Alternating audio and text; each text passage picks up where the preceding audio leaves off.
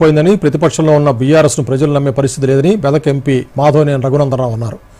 సిద్దిపేట జిల్లా కేంద్రంలోని బీజేపీ జిల్లా కార్యాలయంలో నిర్వహించిన పార్టీ పదాధికారులు, మండల అధ్యక్షులు, మండల ఇన్ఛార్జి సమావేశంలో రఘునందనరావు పాల్గొని ప్రసంగించారు.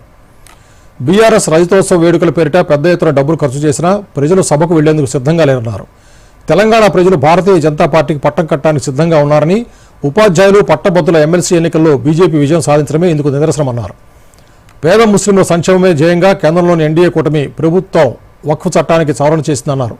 ఈ నెల 26న సిద్దిపేట జిల్లా కేంద్రంలోని ఎన్జీఓ భవన్లో వక్ఫ్ చట్టంపై అవగాహన సదస్సు నిర్వహించనున్నట్లు రఘునందనరావు తెలిపారు. మేధావులు, ప్రజాస్వామికవాదులు, డాక్టర్లు, లాయర్లు, ఉపాధ్యాయులు, ప్రజలు అవగాహన సదస్సులో పాల్గొని విజయవంతం చేయాలని పిలుపునిచ్చారు.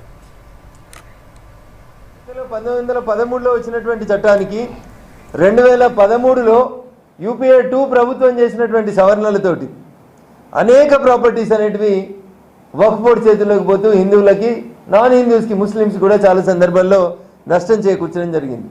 అందుకని ఒక జాయింట్ పార్లమెంటరీ కమిటీని వేసిన సందర్భంగా జాయింట్ పార్లమెంటరీ కమిటీ ఈ దేశంలో 38 ప్రాంతాలకు పోయి దాదాపు అన్ని రాష్ట్రాలకు తిరిగి దాని మీద ఉన్నటువంటి బాధితుల ఫిర్యాదులన్నింటినీ విని సుమారు 284 చోట్ల దీనికి సంబంధించినటువంటి కంప్లైంట్స్, ఇతరత్ర అంశాలని విన్న తర్వాత సుమారు 1,00,000 వరకు దరఖాస్తులు, 1,00,000 వరకు ఆర్జీలు ఆన్లైన్తో పాటు ఆఫ్లైన్లో ఎట్లొచ్చినప్పటికీ కూడా విన్న తర్వాత జాయింట్ పార్లమెంటరీ కమిటీ భారత పార్లమెంట్కి ఒక నివేదికను సమర్పించడం జరిగింది.